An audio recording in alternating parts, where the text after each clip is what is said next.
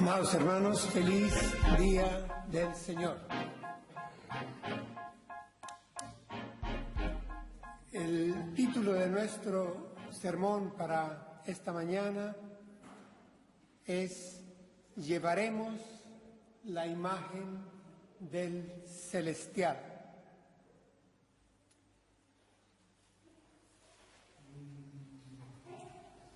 Creo que no es noticia recordarles cómo el siglo XX, que tantas expectativas tenía para el mundo, cerró con saldos negativos en muchos parámetros.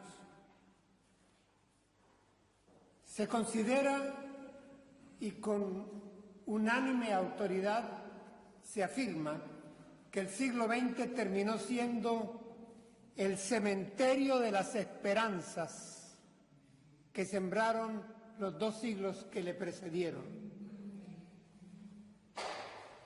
Las ideologías terminaron en archivos, cementerio de esperanza. Sin embargo, el hombre no puede vivir sin esperanza. Y con el cambio de milenio surgieron nuevas esperanzas. Desde las Naciones Unidas hasta la más pequeña organización no gubernamental y cualquier gobierno a nivel de cualquier nación, se trazaron metas para acabar con los problemas del hombre en el nuevo siglo XXI y el tercer milenio que se abría. Una especie de segundo aire, como se suele decir en términos deportivos, hizo renacer, retoñar un poco la esperanza de que las cosas podrían mejorar. Pero para que mejoraran las cosas, tenía que mejorar la calidad del hombre. Y no en sentido abstracto, sino en sentido concreto, la calidad humana. Así que tenía que volverse a plantear aquella pregunta que el salmista se hizo hace 3000 años, que está registrada en la palabra. Y la pregunta es, ¿qué es el hombre? Desgraciadamente, la respuesta en este siglo XXI sigue siendo la misma respuesta decimonónica, la del siglo XIX, una respuesta eminentemente materialista. Para la mayoría de los opinadores hoy día, de los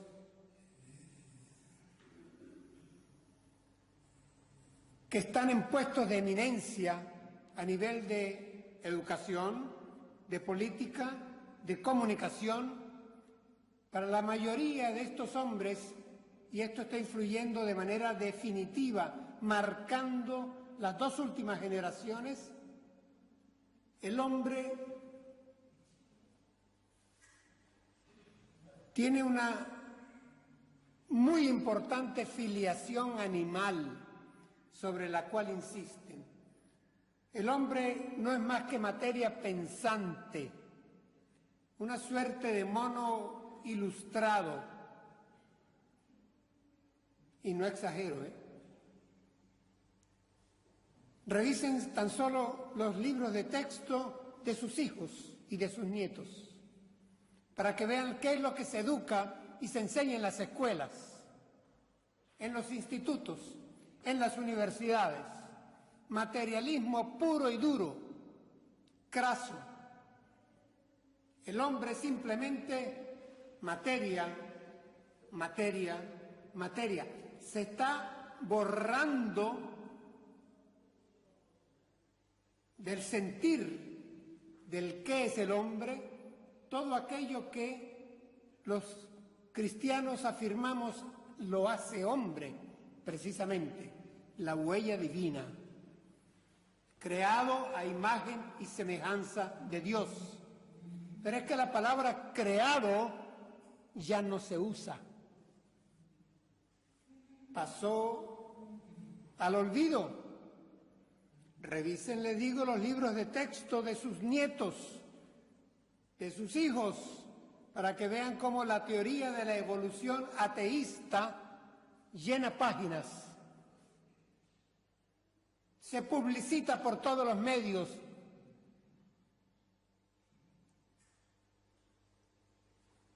Ni siquiera como teoría se menciona la posibilidad en paralelo, como alternativa inteligente, de una teoría de la creación. Es decir, hermanos, se está insistiendo de tal manera en la filiación animal del hombre que no se le debe de esperar más que un comportamiento animal. ¿Por qué razón hemos de esperar resultados superiores a los anteriores? En los profesores, en las maestras de escuela, en los libros de texto, en la televisión, en las cajas de cereal, ustedes encontrarán es un mensaje en el cual el hombre no es más que un animal en estado de mayor inteligencia, materia pensante y punto. Espíritu, no. Destino eterno, vida eterna, o hablar hoy en día de resurrección. Por favor, es absurdo.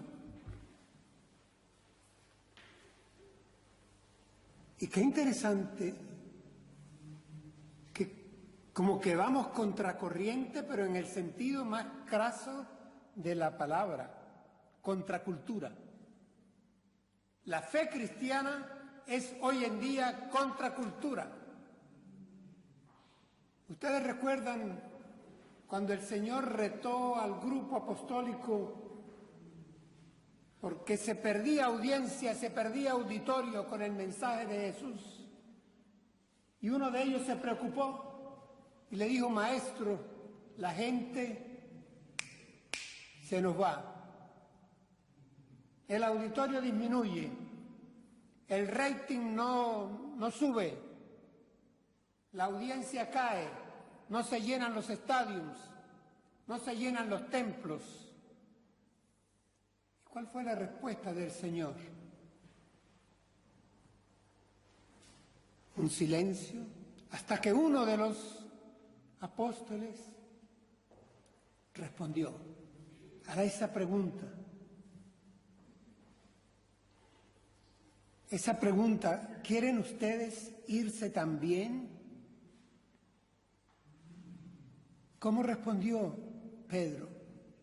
Señor, ¿a quién iremos? Solo tú tienes de vida eterna. Miren el interés de Pedro en medio de ese ambiente greco-romano. Él era un simple pescador, hombre sin letras, pero su pregunta era muy existencial y muy sentida. Señor, ¿a quién iremos?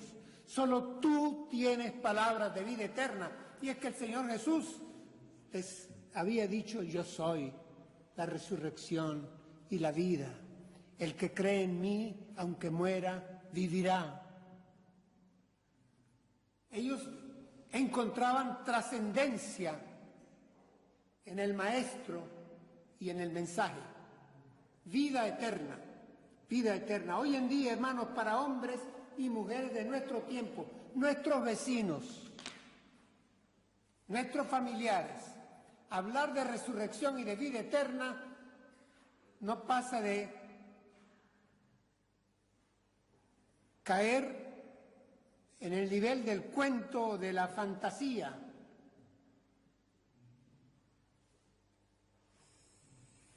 Y para la mayoría de ellos, de nuestros conocidos, será que una exótica curiosidad. ¿Qué habrá después de la muerte? Puede servir para alguna película, puede servir para... ¿Para qué? Hay un programa que tienen ustedes aquí en la televisión que se llama Cuarto Milenio. Me gusta el discurso del presentador, su cultura general y su intento por dotar de cierto misterio algunos aspectos culturales. Pero todo está sumido en la oscuridad, en la bruma.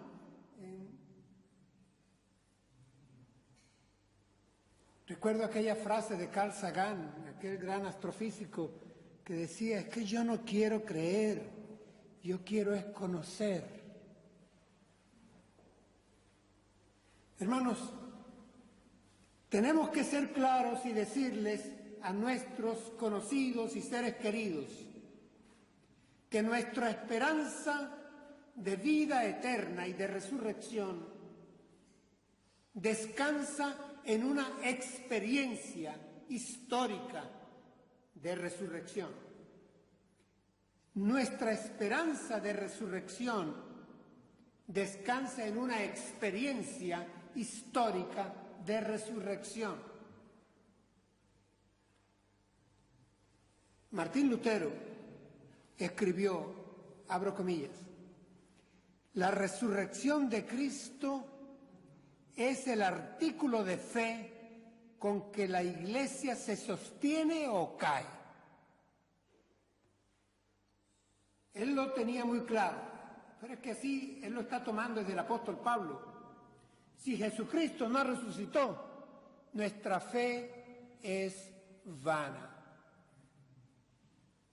Vana es nuestra fe. Es decir, no tenemos noticia, no tenemos evangelio, porque la resurrección de Jesucristo es la base que nos da solidez para creer con gusto, con serenidad en nuestra resurrección.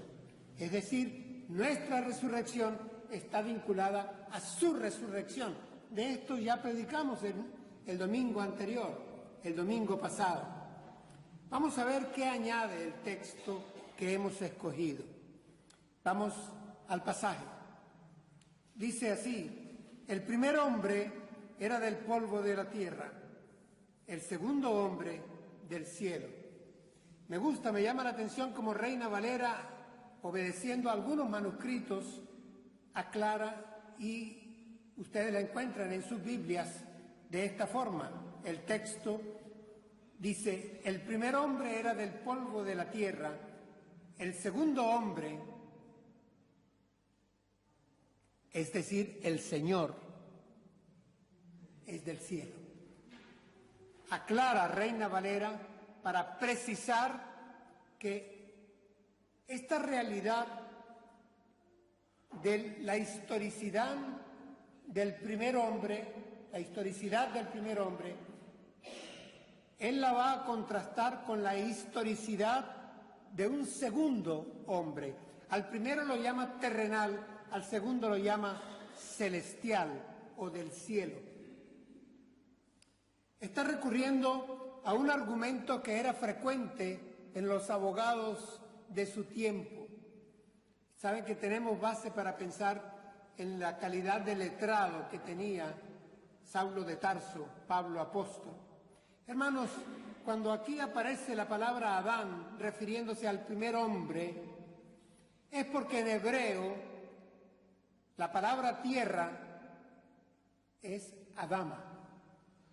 De ahí viene Adán, tomado de la tierra, vinculado a la tierra, representante de lo terrenal, simplemente. Y no nos extrañemos, estamos tan solo cambiando de idioma. Cuando hablamos de hombre, es porque hombre está vinculado a la palabra humus en latín. Humus es la tierra fértil, esa capa de la biosfera. Ese es el humus y de ahí sale el género Homo. Y por eso hablamos de Homo sapiens o de Homo sapiens sapiens. Es lo mismo que hablar de Adán para los hebreos, para los semitas. Adán sale de la Adama. El hombre sale del humus. Así que no estamos para escandalizar a nadie cuando hablamos de Adán, puesto que nosotros del latín pasamos al castellano, al español y hablamos de hombre. Estamos hablando del humus, los hebreos están hablando de la Adama. Es lo mismo. Se vincula al cuerpo de Adán, al cuerpo del hombre, con la Adama, con el humus. No hay escándalo. Aquí lo que se está afirmando, o lo que afirma el apóstol, es que los hombres, el género humano, está vinculado a la tierra y su cuerpo es terrenal, pero lleva consigo, por desgracia, las limitaciones de la materia terrenal. Y afirma luego que, por contraste, el segundo hombre, que ya no es Adán, que es Jesucristo, el Señor, no está vinculado a la tierra, viene del cielo. Ahí viene el contraste, la oposición. Tierra y cielo, Adán y Jesucristo. Ahora, hablar estas cosas a quienes hoy en día son prácticamente discípulos de Alexander Oparin, todavía con aquella sopa biótica, la siguen enseñando en los institutos, o de Charles Darwin, con el origen de las especies o el origen del hombre, siguen todavía con lo mismo, o de Sigmund Freud, que nos dice que somos una bola de energía libidinosa y nada más, o de Karl Marx, que nos plantea que el hombre es tan solamente una entidad de consumo y producción. Es decir, hablarle a los hijos de estos, que por cierto no saben nada ni de quiénes son estos hombres, pero lo viven, es andar por canales diferentes. Definitivamente, cuesta. Y por eso es que confieso y declaro, lo que con frecuencia me acontece, que este es un sermón para creyentes. Y quienes están hoy acá en el templo, todos son creyentes.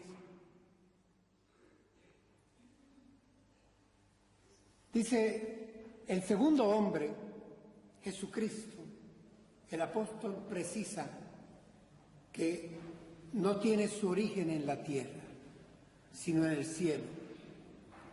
Y lo precisa porque Jesucristo lo precisó. ¿Recuerdan, hermanos?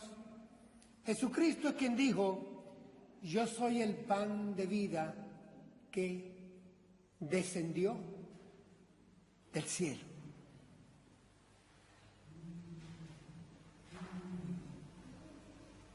Es el quien dice: nadie subió al cielo sino el que descendió del cielo, el Hijo del Hombre que está en el cielo. Y está hablando de él. Él afirma que su origen es celestial. En su oración dice: ahora, Padre, dame la gloria que tuve contigo antes que el mundo fuese. Están por reestrenar Jesucristo Superstar, Jesucristo Superestrella, la ópera rock, aquella setentista, vuelve de nuevo. Un Jesús confuso, un Jesucristo que no sabe quién es y que busca su identidad en medio de la ópera. Es interesante el argumento termina con sabor a cenizas al final. Por supuesto no hay resurrección, en esta ópera. Cuando el apóstol Juan comienza lo que se llama el Génesis juanino, capítulo 1 de su Evangelio, él dice, el Logos se hizo carne, descendió, habitó entre nosotros, levantó tienda entre nosotros. Es decir, hermanos, el Evangelio le da una gran importancia a lo humano, le da una gran importancia al cuerpo, le da una importancia enorme a la materia creada. En Filipenses, el apóstol Pablo escribe diciendo, hay en vosotros el mismo sentir que hubo en Cristo Jesús, el cual, siendo como Dios, no tomó en cuenta el ser igual a Dios como cosa a que aferrarse, sino que se despojó a sí mismo, se vació a sí mismo y tomó forma de hombre, dándole importancia a esto. La noticia es que Dios vino al mundo como un hombre y dice, cumplido el tiempo, nacido de mujer.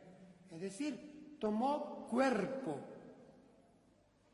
Pero aquí el apóstol está planteando en este texto que hay dos tipos de cuerpo.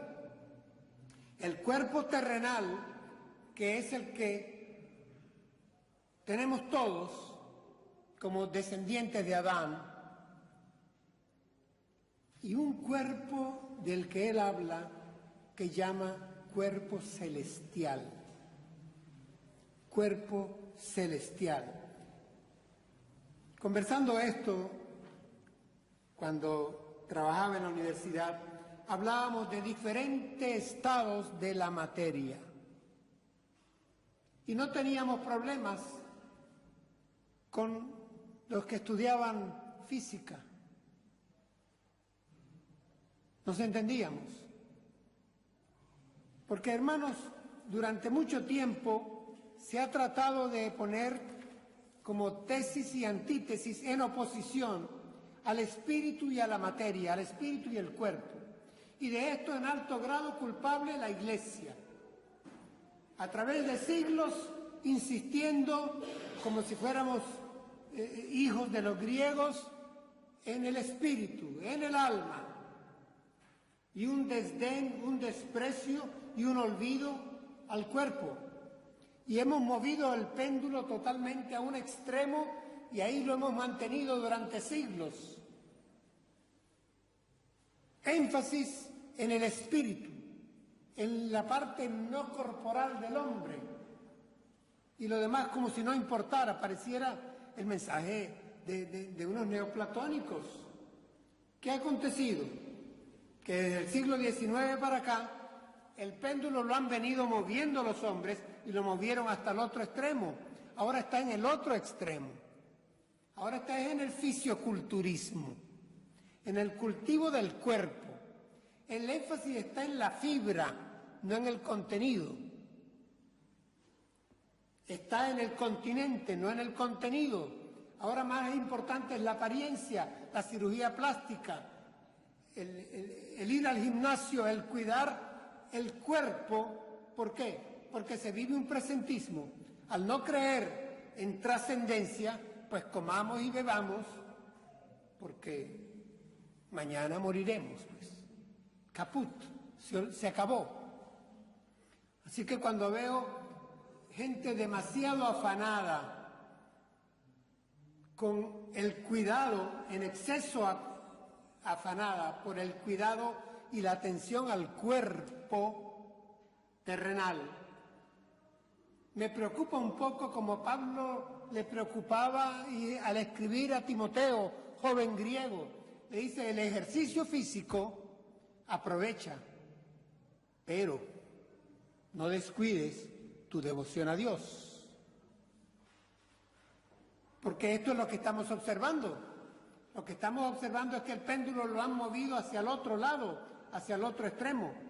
Y entonces el énfasis está hoy en día en el cuerpo terrenal, para nada en lo que pueda suceder después, que es el mensaje de la resurrección. Miren como dice el texto: como es aquel hombre terrenal, así son también los de la tierra, y como es el celestial, así son también los del cielo. Continúa: y así como hemos llevado la imagen de aquel hombre terrenal, llevaremos también la imagen del celestial. Vuelvo a leer para ustedes. Y así como hemos llevado la imagen de aquel hombre terrenal, llevaremos también la imagen del celestial. Hermanos, aquí está utilizando la lógica con ese así como. Es decir, va a poner una comparación de que si esto funciona de esta manera, lo otro tiene que funcionar. Dice, así como hay una realidad, hemos llevado la imagen de aquel hombre terrenal. La palabra imagen aquí es eikon. Eikon significa en griego estatua, semejanza, representación, parecido, figura. Es decir, así como ahora tenemos el cuerpo terrenal, la estatua terrenal, la plástica nuestra es la de Adán, el cuerpo de Adán. Esto es lo que tenemos. Así como esto es una realidad, dice, así como hemos tenido el cuerpo de Adán, la imagen de Adán, así también llevaremos, y aquí sale a futuro, así también llevaremos la imagen del celestial. Es decir, si es una realidad que hoy en día todos los que están vivos, los 7.000 millones de habitantes en el planeta, tienen la imagen, el cuerpo adámico, ese cuerpo terrenal, con sus limitaciones y con sus virtudes, así también, afirma Pablo, con certeza, llevaremos la imagen del celestial. Les dije que la palabra imagen aquí es semejanza, representación, figura, estatua, es la primera acepción de la palabra en griego. Y cuando dice, hemos llevado la imagen de aquel hombre terrenal, hemos llevado, muy bien hace la Biblia en su versión textual, cuando dice, hemos vestido la imagen de aquel hombre terrenal. Hemos vestido, hemos llevado. Y este es un vestido que se viene deteriorando. Con el tiempo, el pasar del tiempo, se deteriora. Hemos vestido la imagen del terrenal. Así que hemos tenido todas las cualidades, características y limitaciones propias de un cuerpo que nace, crece, se reproduce, madura, se envejece y muere. Es decir, este es el describir natural, normal, del cuerpo terrenal, del cuerpo adámico, de lo que llevamos, de esta semejanza, de esta estatua que vestimos. Este es el destino de ella. No la podremos cambiar, podremos prolongarla un poco, y no tanto, ni tanto. El salmista escribió hace 3.000 años, es David, en este caso, quien afirma, la vida del hombre son 70 años, que en los más fuertes 80. Miren, con todos los avances que hemos tenido en las ciencias de la salud, con todo lo que hemos progresado en la tecnología, en todos los campos al servicio del hombre, facilitando la vida del hombre, estamos una vez más alrededor de los 80, los 90. Ya han pasado 3 milenios. Y no es mucho lo que hemos ganado, es poco. Pareciera que aquella sentencia postdiluviana de la vida del hombre será hasta los 120, como que la podemos tomar literalmente. Hermanos, así como hemos vestido, así como hemos llevado La idea ahí es traer pegado de una manera constante la imagen, el cuerpo de Adán, terrenal, afirma que de idéntica manera a futuro llevaremos, nos vestiremos también con la semejanza, con la estatua. ¿De quién? De Cristo, Jesús, el celestial, el Señor, el que descendió del cielo.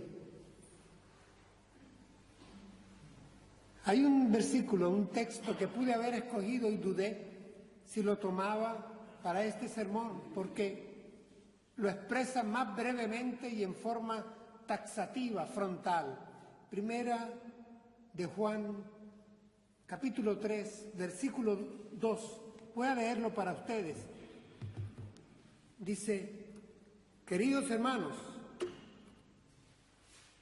préstenme atención, queridos hermanos, ahora somos hijos de Dios, pero todavía no se ha manifestado lo que habremos de ser.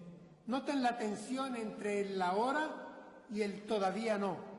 De esto habíamos hablado en el sermón anterior. Vuelvo a leer: queridos hermanos, ahora somos hijos de Dios, pero todavía no se ha manifestado lo que habremos de ser, como garantía, lo que habremos de ser. Y continúa: sabemos, sin embargo, que cuando Cristo venga, seremos semejantes a Él, porque lo veremos tal como es. Seremos semejantes a Él. ¿Captado el mensaje, hermanos? Seremos semejantes a Él, semejantes al Cristo resurrecto, al segundo Adán, al hombre que es del cielo, al Jesús resucitado. Seremos semejantes a Él cuando Él aparezca, cuando Él regrese en la parusía. Leo el texto completo de nuevo, sin interrupción. Queridos hermanos, ahora somos hijos de Dios, pero todavía no se ha manifestado lo que habremos de ser. Sabemos, sin embargo, que cuando Cristo venga, seremos semejantes a Él, porque le veremos tal como Él es. Qué glorioso, hermanos. Es decir, aquí se nos está afirmando que nosotros seremos semejantes a Cristo resucitado. Nuestro cuerpo será semejante al cuerpo de Él.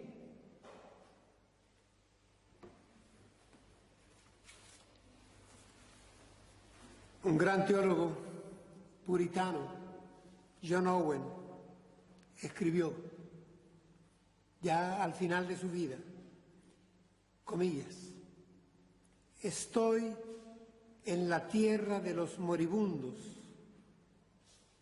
voy saliendo para la tierra de los vivientes. John Owen.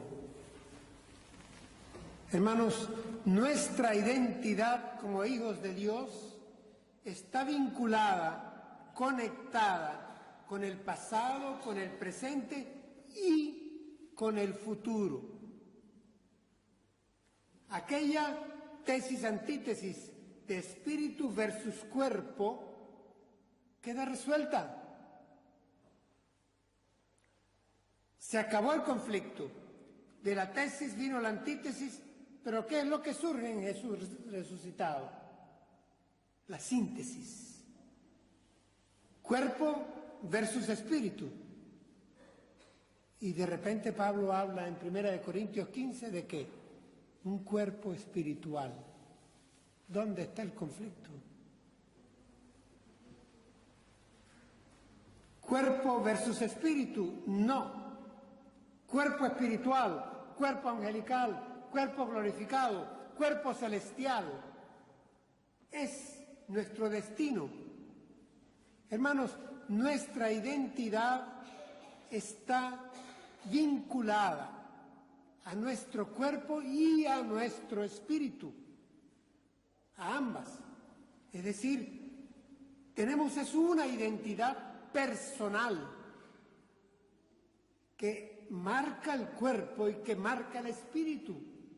Cuando este cuerpo se deshace, el cuerpo terrenal, el cuerpo adámico, el espíritu lleva mi identidad a la presencia de Dios.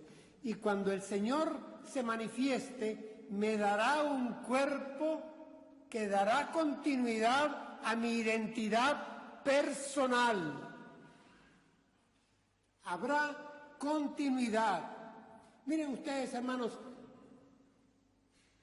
cuando el Señor resucita, se presenta al grupo discipular, al grupo apostólico, que estaba lleno de temor, de incredulidad, sentimiento de fracaso. Y al presentarse frente a ellos, ¿qué les dice? No tengan miedo, paz a vosotros. No tengan miedo, no soy un espíritu. ¿Y saben lo que agrega? Dice, mirad,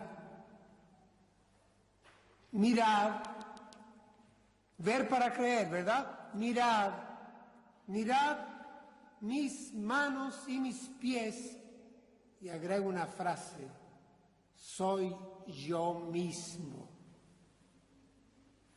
El Jesús crucificado, muerto, sepultado y resucitado es Él mismo con manos y pies. Lucas 24:39. Mirad mis manos y mis pies. Soy yo mismo. Hermano, tú y yo seguiremos siendo tú y yo en la eternidad, en la presencia de Dios. Nuestros cuerpos reflejarán nuestra identidad personal. Por ello aquello de que tu nombre y el mío están escritos en el libro de la vida. Tu nombre es tu identidad. Está escrita en el libro de la vida, con la sangre de Cristo, no con tinta que se pueda borrar. Así que tendremos un cuerpo glorificado, ya libre de las limitaciones del cuerpo terrenal, del cuerpo adámico, pero con las virtudes del cuerpo resucitado. Jesús, hermanos, pudo y puede ser reconocido como la misma persona. ¿Saben por qué? Gracias a su cuerpo. Él se le aparece a las mujeres, se le aparece a los pescadores, a los caminantes, a más de 500 hermanos juntos, con cuerpo. Y fue reconocido gracias a su cuerpo. Era visible, era audible, era humano, sin limitaciones propias de la humanidad caída, del cuerpo terrenal, es verdad, pero era humano. Mire, voy a decir algo que va a parecer casi herético, pero Jesús, el cuerpo de Jesús resucitado, tenía poco o nada de angelical y tenía mucho de humano. Continuaba su identidad de una manera ininterrumpida, comparable con un jardinero, comparable con un pescador, comparable con un forastero. ¿Recuerdan los pasajes a los que estoy haciendo alusión? Comparable con hombres, no con fantasmas, no con ángeles. Mucho de humano. Qué precioso mensaje para nosotros. Mucho de humano, hermanos. Nosotros podemos pensar que el cuerpo de Cristo es el prototipo definitivo de lo que será nuestro cuerpo glorificado. El cuerpo de Cristo es el prototipo definitivo de lo que será nuestro cuerpo glorificado. En Colosenses 1:18, el apóstol Pablo escribe y lo define como el primogénito de entre los muertos. Pero en tan pocas palabras se menciona a un cementerio y se menciona una sala de partos. El primogénito es sala de partos. De entre los muertos es cementerio. ¿Cómo combino las dos? Combínalas, porque Él murió por amor, fue crucificado, muerto y sepultado. Y luego ponme la sala de partos, primogénito, primero de la nueva creación. Primicia, para que siempre sea el primero en todo, dice el apóstol Pablo cuando escribe. Así que en el cuerpo de Jesucristo resucitado tenemos el modelo anticipado y concreto de lo que será en la eternidad nuestro cuerpo. De Michael Green, un pastor episcopal y gran teólogo inglés del siglo pasado, conseguí en estos días el libro Jesucristo vive hoy, la edición española 1976. Y de ahí tomo este párrafo que leo para ustedes, abro comillas. Escribe Michael Green: Dios se propone dotarnos de un cuerpo apto para vivir una vida espiritual y eterna, en nada sujeto al tiempo y al espacio. Ese cuerpo tendrá continuidad con nuestro cuerpo actual y una semejanza reconocible para expresar nuestra personalidad. El único modelo que tenemos para imaginar cómo será ese cuerpo es el cuerpo de Jesús resucitado. Cierro comillas. Y esto es lo que está en la palabra. Y eso es lo que tenemos en este breve mensaje para hoy. Tenemos vida eterna, hermanos, vida eterna, sí, pero vida eterna corpórea, vida eterna con identidad en la presencia de Dios. Garantizado todo esto por la resurrección, hecho cumplido de nuestro Señor Jesucristo. La tumba quedó vacía. Y nosotros, cuando Él se manifieste, recibiremos cuerpos nuevos, acordes a nuestra identidad, que reflejarán nuestra personalidad y disfrutaremos a plenitud de la presencia de Dios y de la fraternidad de los hermanos. Qué grande la salvación que Dios nos ha dado en Cristo Jesús. Oremos, dando gracias a nuestro Padre Celestial.